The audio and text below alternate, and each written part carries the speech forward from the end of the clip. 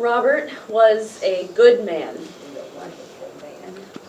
Not a perfect man. He certainly made some mistakes, and he would be the first to admit that.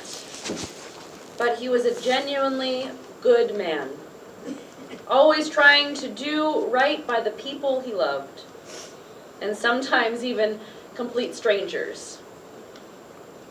When we hear the story of Lazarus this evening, we hear a story of a man who was beloved, of a man who was good, of a man who the community was not ready for him to die because he was just too good.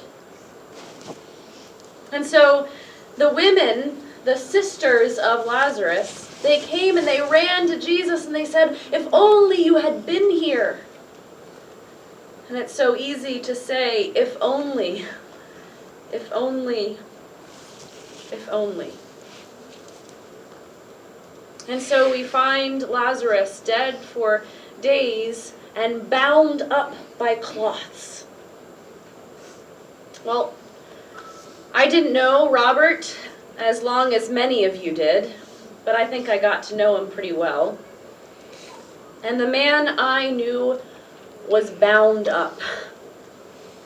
Bound up by his past, by painful relationships, simply by the urge that he had to always try to do the right thing.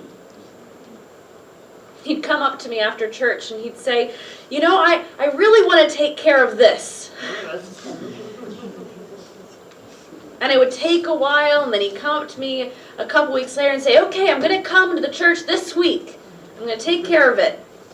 And then he'd finally admit, he'd say, "Well, this has really been going on, and maybe we should talk." And we'd pray together. He was a man always trying to do right, but bound up. As we all are bound up in one way or another. Bound up in the complications of life. But I'll say this for Robert. He had a spirit about him. A spirit that brought out a smile even through hardship. A spirit that brought out generosity, even when he was struggling financially. Prophesy to these bones, and say to them, "O dry bones, hear the word of the Lord." And the bones come together, bone to its bone, sinews to sinews. And there was a rattling. I can almost hear